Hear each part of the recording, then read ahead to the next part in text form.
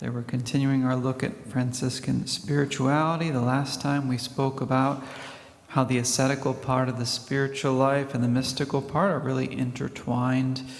Conceptually, they can at least easily be distinguished. In practice, it's not always too easy to distinguish or separate them, because both the phases, both the ascetical and the mystical, always involve the collaboration of God's grace and our human will.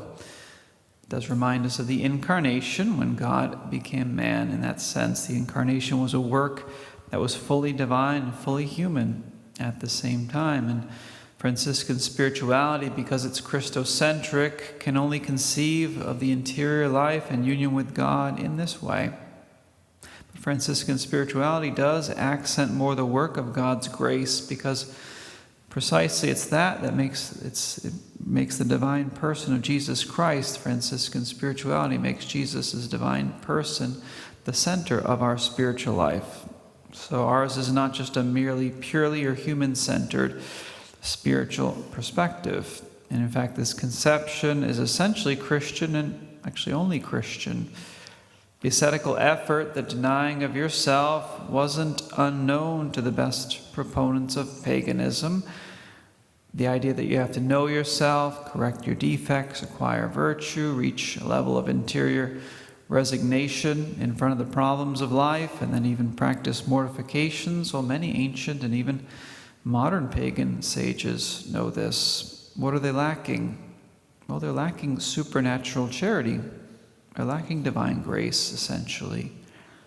Non-Christians can be strong, prudent, just, temperate, but it's a strength, a prudence, a justice, and a temperance that's purely human and natural. It's a good thing, but it's not what we were created for. We were created for so much more than just being virtuous on a natural level. What distinguishes Christian virtues from natural virtues is that Christian virtues aren't simply the product of our own doing based on human psychology and effort, but firstly, Christian virtues are the flowering of divine grace in us, which Jesus, our head, communicates to us.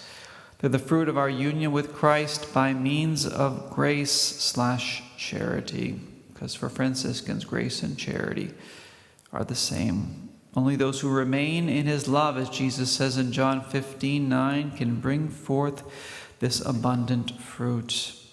For the Christian, there's not just a psychology of the virtues, as good and helpful as psychological insight is, but the Christian is also a theology of the virtues. Franciscan spirituality doesn't ignore the former, but it places more emphasis on the latter, on the theological virtues. And it does so, again, right from the beginning of the spiritual life.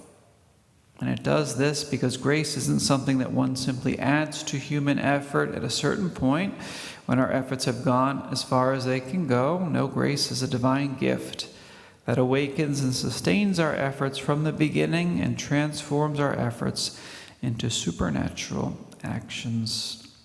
By means of the development of divine grace, following its impulses, seconding its movements, the Franciscan soul seeks union with God.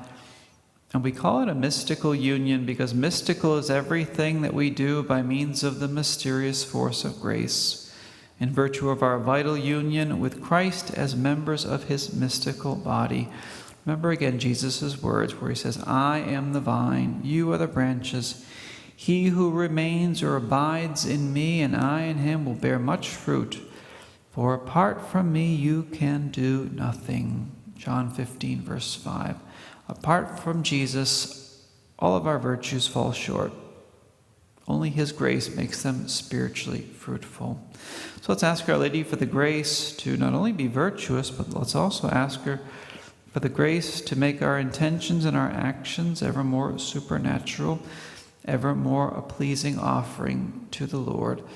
Praise be Jesus and Mary, now and forever.